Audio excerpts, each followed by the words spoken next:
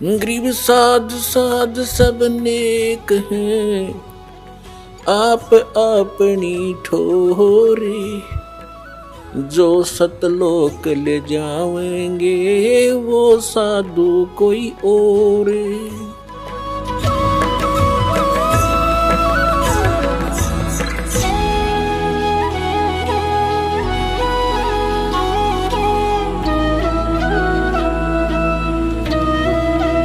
फिर आगे चल के दोनों की कुछ पुण्य थे, वो स्वर्ग में रहे। उसके बाद वो वेद बीज वाली आत्मा तो स्वामी रामानंद हुआ, और वो सूर्या और दीपिका वाली आत्मा ये कमाली हुई। कमाली का जन्म मुसलमान धर्म में हो गया। अब मुसलमान धर्म में ये ज्ञान प्रवेश करना को बालकों का खेल नहीं, वो तो इतने आरूढ़ हो चुके हैं, वो उस ज्ञान और इस निराकार भगवान इस काल के अतिरिक्त किसी को नहीं मानते। अब परमात्मा वहां पहुंचे, 10-12 वर्ष की लड़की थी, तब उनसे मिले, उनको जो ज्ञान समझाया बेटी को, क्योंकि परमात्मा का विधान है जो जन मेरी शरण है ताका हूं मैं दास, और गेल गेल लग गया फिर जब लग धरती आकाश।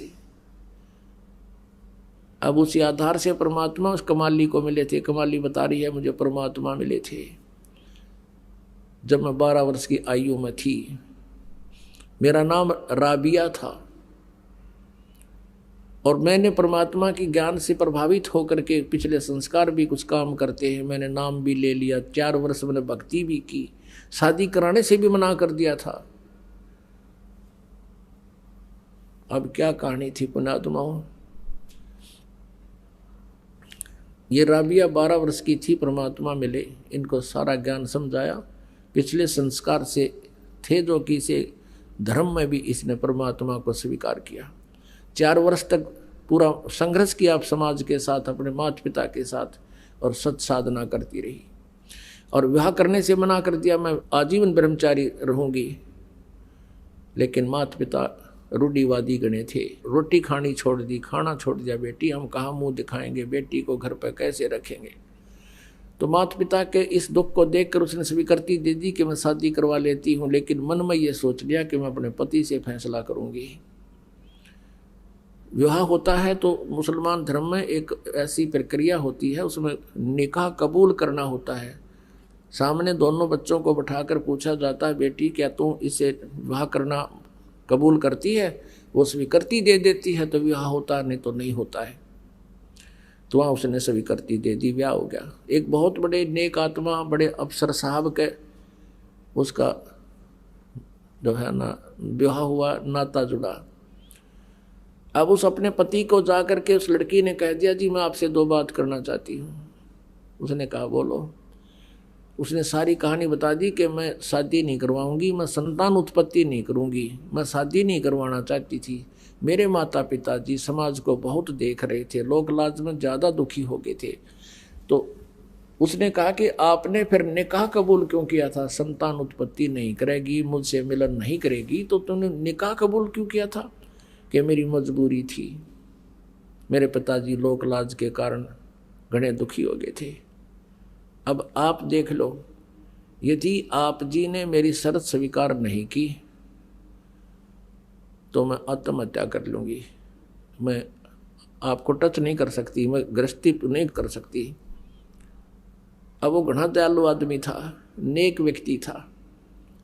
उसने सोचा भाई मैं क्यों पाप का भागी बनूं, ऐसी देवी है, भगवान से डरने वाला था। उसने कहा देखा राबिया बात सुन, ठीक है मैं तो और शादी करवा लूँगा, क्योंकि मुसलमानों में अनेक विवाह हो सकते हैं। लेकिन एक बात ध्यान में रखना, जैसे आपके माता पिता की लाज थी, ऐसे मेरे माता पिता की भी लाज है। आपको मैं अलग से दे दूंगा कमरा, और तू भक्ति जैसा भी करती रहना। संसार की दृष्टि में रहेगी मेरी पत्नी, लेकिन मेरी दृष्टि में तो मेरी बहन तुल्य होगी, तुझे कोई दुख नहीं होने दूंगा। लेकिन घर से बाहर नहीं जाने दूंगा, तुझे पर्दे से बाहर नहीं रहने दूंगा।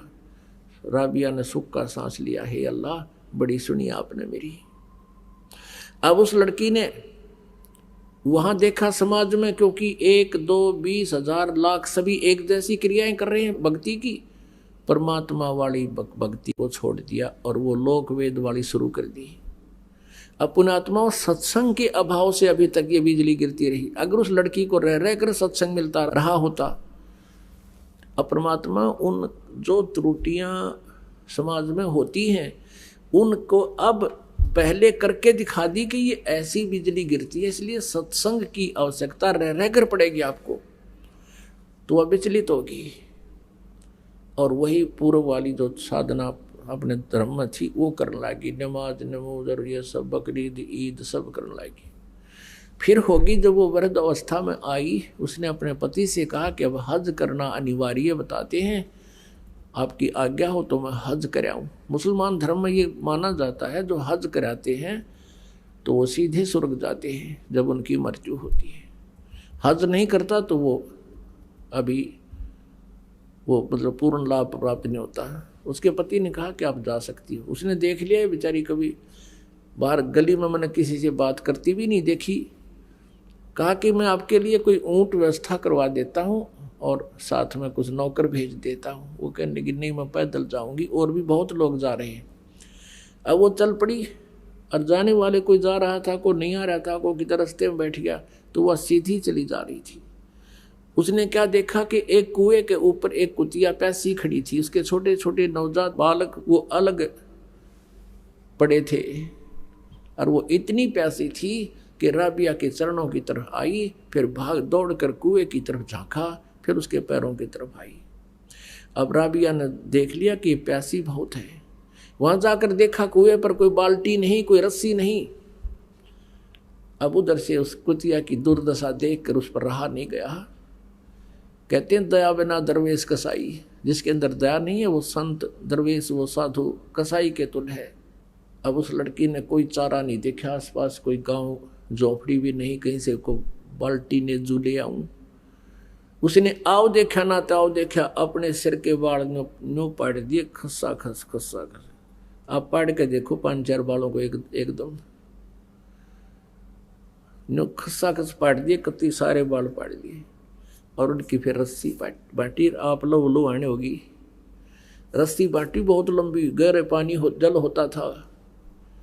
अपने कपड़े निकाल कर पहले मोटे कपड़े पहना करते थे खादी के रेजे के, और उसका बांध के नीचे जल में डबोए, और फिर निकाल के एक पात्र पड़ा था मटके का टूटा हुआ आधा हिस्सा घड़े का, उसमें निचोड़ा, फिर पानी निकाला। और कुतिया 1 सेकंड में उसने जब पी जा और फिर मुंह की तरफ देखे, फिर दूसरा। अब ऐसे वह कुतिया छका दी, तृप्त किया, और अपने बालों को रक्त से साफ किया और कपड़े पहन के चालन की तैयारी करी थी, प्रस्थान करना चाहता। इतने में कहते वो मक्का जहाँ ये हज करने जाते हैं, मक्का में शीश निवाने जाते हैं, वो नो की नो बिल्डिंग उठ गए और ऐसे लगी उस कुएं के साथ में जैसे गाड़ी प्लेटफार्म पर लग गया ग्रह। अब उस देखकर मक्के को राबिया तो दौड़कर अंदर गई, दंडोत प्रणाम किया, जैसा भी वहां करते हैं, सजदा किया। उसको सौपन सा हुआ कि मक्के मागी में तो वहां जो यथास्थान पर मक्का रहा नहीं, लोगों में हाहाकार मच गया, मक्का कहाँ गया, मक्का कहाँ गया। एक अब्राहिम अधम सुल्तान नाम का एक भक्त था जो पहले जन्म जन्मांतर में मालिक का शिष्य था, और वो भी ऐसे ही भ्रमित था। उसमें भी परमात्मा उनको कबीर जी मिले हुए थे, आए थे, और वो परमेश्वर के ज्ञान से परिचित था। वो मक्का में इस उद्देश्य से गया था कि तुम मुसलमान होते हुए मुसलमानों को समझा रहा था कि इस मक्के में भगवान नहीं है, अल्लाह तो इस तरीके से मिलेगा। अब वो परमात्मा की रजा से अब्राहिम सुल्तान जो पहले जन्म में था, उसका नाम और था पहले, अब वो प्रसिद्ध है इसलिए उसको कहा जाता है। वहां लोग पूछ रहे थे मक्का कहाँ गया, मक्का कहाँ गया, और अब्राहिम सुल्तान अधम को पता था, परमात्मा ने कहा था। उस नालायक लड़की ने बेटा नाम तोड़ दिया और वह साधना करने लगी जो पुरानी थी, कर्म बिगाड़ दिए। तो वो अधम सुल्तान कहते हैं कि गया रांड के लेन को लो कहे अधम सुल्तान, सुल्तान अधम मक्के गया और मक्का नहीं मकान। न कहा यो मक्का, मक्का मन मोक्ष स्थल। इब्राहिम सुल्तान कहता है यो मक्का नहीं, यो तो एक ढूंढ है, मकान है। और गया रांड के लेन को नो कह अदम सुल्तान। अब लोग नो कह किसको लेन गया कि एक रांड को लेन गया। मतलब कहने का भाव ये था उसका कि उस नालायक ने के जुल्म कर दिया भगवान की भक्ति छोड़ के, और उस भक्ति के कारण जो पीछे पुन कर रखे उस परमात्मा की, और फिर उस लीला से उसको ये इतनी सिद्धियां ऐसा राहत मिल रही है। वो परमात्मा ऐसा दयालु है, उसने उस बेटी के लिए वहीं भेज दिया मक्का, पूर्ण परमात्मा कबीर जी ने। और भगवान पर अपना भगत दुखी नहीं देखा जाता। अब चाहे वो बेसिक डलाट हो रहा था, जैसे टटीरी थी, महाभारत में एक प्रमाण आता है। और टटीरी तो किसी की उपासना भी ना कराया करती। उस समय जब उसने अंडे उत्पन्न कर दिए महाभारत कुरुक्षेत्र के मैदान में, उधर से सेना खड़ी होगी, आकर युद्ध की तैयारी होगी, तब उसने देखा तो जुल्म हो गया, तेरे बच्चे मरेंगे, तेरे अंडे मरेंगे, खत्म होंगे। तब उसने अंतःकरण से रो के भगवान से याचना की थी, मेरे अंडों की रक्षा करियो प्रभु। कहते हैं उसी समय ऊपर से एक इंद्र के हाथी का इतना भारा, हाथी का इतना बहुत बड़ा घंटाला जिसमें 88,000 मन बताते इतना वजन था, ऊपर से आकर उन अंडों पर गिर गया। महाभारत हो गया, अग्निबाण छूटे, वहां दुनिया कट कर मर गई, अंडा का आंच भी ना आन दी। अब वह तो कोई भक्ति भी ना करे थी टटीरी, फिर भी मालिक ने उसके पूर्व जन्म के संस्कार से खुद कबीर भगवान ने उसकी रक्षा कर दी। अब यही स्थिति थी राबिया की थी कि काल तो चाहता है ये नास्तिक हो जा, और भगवान चाहते हैं कि इनमें मालिक की चाह बनी रहे। और जब ये कलयुग का ये समय आवे, इस समय है अब सबको पार करने का। यहाँ तक इस भक्ति को, परमात्मा में आस्था को बनाए रखना था हमारे हृदय में। तो इस उद्देश्य से परमात्मा ने वो मक्का उठाकर वहां उस बेटी के लिए भेज दिया। अब वहां इब्राहिम सुल्तान उसको लताड़ रहा है कि ये के ड्रामा दिखाने लग रही है दुनिया की, वाह वाह हो जाएगी, या फूल का कुप्पा हो जाएगी, अपने कर्म बिगाड़ेगी। और वही बनी। जब मक्का वापस आया, देखा एक बहन को लेकर आ रहा है, उसका नाम राबिया था। पूरे मुसलमान धर्म में उस समय राबिया की महिमा ऐसी होगी कि भक्ति हो तो राबिया कैसी, भक्ति हो तो राबिया कैसी, भगत हो तो ऐसा हो, भक्तनी हो तो ऐसी हो। अब पुण्यात्मा आगे के बने उसके साथ, अगले जन्म में वो बांसुरी नाम की एक लड़की बनी। और वो इतनी भक्तमती थी, इतने फिर भी आस्था मालिक की उसके हृदय में थी। जब वो वृद्ध अवस्था में आई, उसने सोचा, यूं कहते हैं जो मक्के में मृत्यु को प्राप्त हो जाता है, भगवान प्राप्ति होती है, सीधा स्वर्ग जाता है, भिष्ट में जाता है। उसने सोचा इससे बढ़िया और क्या अवसर होगा, मक्के में अपना सिर काट के और चढ़ा दिया, मृत्यु को प्राप्त होगी। अब सब जगह यूं हो गया कि बंसुरी गई स्वर्ग में, बंसुरी सिद्धि गई स्वर्ग में, बंसुरी सिद्धि गई स्वर्ग में। अब स्वर्ग में कहाँ जाना था, अगला जन्म फिर उसका लड़की का हो गया, वो वैश्या बन गई। एक जीवन वैश्या का व्यतीत किया। और फिर उस परमात्मा की 4 साल की भक्ति, एक सत्साधना करने से उसको ये मनुष्य जन्म और मिल गए। 2.5 जन्म और मिल गए इसको। अब उसका मनुष्य का जीवन केवल 12 वर्ष की आयु का शेष था, फिर उसका कई युगों तक मनुष्य जीवन शेष नहीं था। वो फिर शेख तकी के घर पे लड़की के रूप में जन्म था उसी लड़की का। और पुण्यात्मा उस दयालु ने अब उस आत्मा को पहले तक कर्म बनवाए, उनके सतयुग में उनके घर पर आए। और वो ऋषि पाक रहे थे, मालिक की बात सुनी को नहीं, अपने कर्म बिगाड़ेंगे, अपनी गलत साधना करते रहे। फिर त्रेता में फिर परमात्मा उनका उसी रूप में आए, उनसे फिर कर्म बनवाए, मालिक की सेवा करी, बचपन रूप धारण करा लिया शिशु रूप। और फिर वो एक रामानंद बन गया, एक या कमाली ढके खाती अंडे। अब दोनों को फिर संभाला मालिक ना के। अब परमात्मा कहते हैं तुमने ना पता मैं कितना दुखी हूँ तुम्हारे लिए, तुम तो इस काल की भांग पी के एवराजी हुए फिरो हो। कबीर ये माया अटपटी सब गटान अड़ी, और किस किस न समझाऊं या कुआ भांग पड़ी। और परमात्मा कहते मैं रोवत हूँ सृष्टि को, सृष्टि रोवे मोहे। और गरीबदास इस वियोग को समझ नहीं सकता कोई।